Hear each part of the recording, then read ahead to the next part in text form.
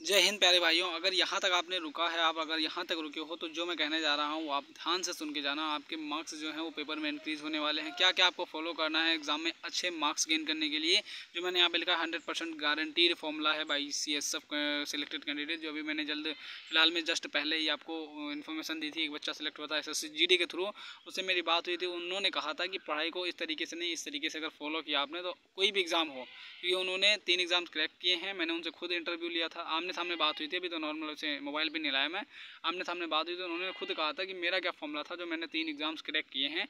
तो उनका कहने का मतलब ये था कि अगर आप एग्ज़ाम्स दे रहे हो, आप एग्ज़ाम की तैयारी करते हो भाई, सभी लोग किए होंगे। जैसे रेडियो ऑपरेटर का है तो इसकी जो वैकेंसी आई थी मई में आई थी, लगभग काफ़ी दिन हो गए थे, बच्चों को टाइम मिल गया था एग्ज़ाम करने का। लेकिन ऐसा टेंडेंसी होती है, हर एक का माइंड सेट होता है कि तैयारी हो नहीं पाती है। 4 मार्च को आपका एग्ज़ाम होने वाला था, वहाँ से जैसे ही पोस्टपोन हुआ था उसके बाद सभी बच्चे रिलैक्स हो गए थे ईजिली। वो एक दिन पढ़ते, 4 दिन नहीं पढ़ते थे। ये बात सबके साथ हुई होगी, ये पक्का हुई होगी, ये बताना कमेंट बॉक्स में अगर आपके साथ हुई है तो उनका कहने का मतलब था कि वो नहीं मायने रखता है आप 4 महीने पहले सब कुछ पढ़े हो। मैं मानता हूँ कि जितने बच्चे इस रेडियो ऑपरेटर में अगर फॉर्म फिलअप किए होंगे वो सारे के सारे वो एयरफोर्स वाले कैंडिडेट जरूर से ज़रूर होंगे। कि जो एयरफोर्स वाले बच्चे थे वो सारे के सारे इसमें फॉर्म फिलअप जरूर किए होंगे, जिनको पता होगा। तो उन्हें फिजिक्स मैथ उन्होंने सब का सब पढ़ रखा है, बस उनको लास्ट टाइम पे क्या करना है कि एग्ज़ाम में उनके मार्क्स जो हो जाएं गेन हो जाएं। तो ये मैंने उनसे डायरेक्टली बात की थी, तो उन्होंने कहा था मेरा फॉर्मूला ये था कि मैंने जब तैयारी की थी तो SSC GD के लिए भी मैंने अच्छी खासी मेहनत की थी पहले, लेकिन एग्ज़ाम से जस्ट पहले, एग्ज़ाम के जस्ट 10 दिन 20 दिन पहले जितना आपको टाइम मिलता है उसमें आपको सिर्फ रिवीजन करना है, सिर्फ रिवीजन करना है। तो मैंने उनसे पूछा था कि आपको मतलब अगर बच्चे कैंडिडेट हो जाएँ कि उनको मतलब मॉक टेस्ट लगाने की भी इच्छा जाहिर होती है अंदर से कि मेरे कितने मार्क्स बन रहे हैं मॉक टेस्ट में। तो उन्होंने कहा था कि मतलब मॉक टेस्ट मार्क्स के लिए मत लगाया करो। उन्होंने कहा था मॉक टेस्ट मार्क्स के लिए कभी नहीं लगाया जाता है, मॉक टेस्ट लगाया जाता है टाइम मैनेजमेंट करने के लिए। तो एक बात, ये बात मुझे बहुत ही अच्छी लगी थी उनकी, कि जो उन्होंने कहा था कि मॉक टेस्ट नंबर गेन करने के लिए नहीं, क्योंकि यहाँ का मॉक टेस्ट आपका अलग ही रहता है। यहाँ पे आप लोगों के द्वारा मॉक टेस्ट बनाया जाता है, वहाँ पे अलग TCS बनाती है वो, अगर ऑनलाइन एग्जाम कंडक्ट करवाती है तो उनके मॉक टेस्ट से हम कोई भी कंपेरिजन नहीं कर सकते हैं। तो उनका कहने का मतलब था कि मॉक टेस्ट लगाने से आपको ये नहीं पता लगना चाहिए कि मेरे नंबर कितने बन रहे हैं। मॉक टेस्ट इसलिए लगाया जाता है कि आप वहाँ पे टाइम कंज्यूम कर पाओ। टाइम कंज्यूम मतलब अगर 2 घंटे का समय है तो पेपर आप अपना 1 घंटे में या कितने समय में पूरा का पूरा सॉल्व कर पा रहे हो। मॉक टेस्ट इसलिए लगाया जाता है। तो अगर जिन भाइयों को अभी दिक्कत होगी, ये मेरी इन्फॉर्मेशन है, जिन भाइयों को अभी दिक्कत हो रही है कि उनके मॉक टेस्ट में नंबर जो गेन तो हो रहे हैं वो तो बात सही है, लेकिन मॉक टेस्ट में आपके टाइम कितने लग रहे हैं ये आपको ध्यान के रखना है। लगाओ मॉक टेस्ट लगाओ, उस दिन मैंने कहा था मॉक टेस्ट लगाओ, जितना हो सकता है मॉक टेस्ट लगाओ। मॉक टेस्ट लगाओ, रिवीजन प्लस करते रहो। मॉक टेस्ट में अगर आपका जो है 2 घंटे का पेपर होगा रेडियो ऑपरेटर का, अगर 1 घंटे से कम कम आप टाइम निकाल ले रहे हो, पूरा पेपर सॉल्व कर ले रहे हो, तो मॉक टेस्ट अभी लगाना बंद कर दीजिए, सिर्फ रिवीजन पे फोकस कर दीजिए। जो आपका सब्जेक्ट वीक है उसे इतना रिवीजन कर डालो 5 से 6 दिन में, जो आपके टाइम बचे हुए हैं उसमें इतना रिवीजन करो, इतना रिवीजन करो कि सारा का सारा एक बार रिकवर हो जाए। वो मायने नहीं रखता कि आपको जितना रिवीजन करो उतना याद हो जाए, सिर्फ रिवीजन करना है। याद करने की गारंटी वो नहीं लेनी है तुम्हें कि टेंशन लेना है याद हो जाए, मुझे याद हो जाए सारा का सारा क्वेश्चन। रिवीजन करते रहोगे ऑटोमेटिक दिमाग में, दिमाग एक बार देख लेगा वो जल्दी जल्दी ताज़ा रहेगा उसके सामने।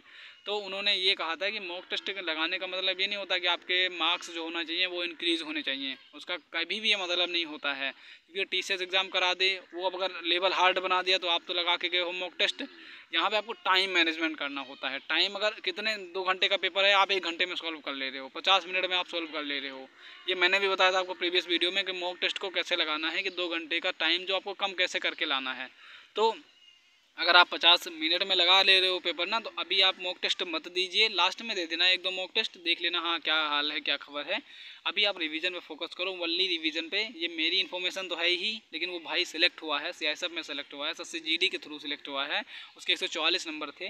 तो उनके थ्रू ये भी कहा गया है कि भाई मैंने जो है SSC GD में इतने मार्क्स इस बिहाफ पे लाए हैं, 160 में से 140। आपका 200 मार्क्स का होने वाला है तो आपको 160 लाने चाहिए, तो लाना है ना, तो आपको इस स्ट्रेटजी को फॉलो करना होगा।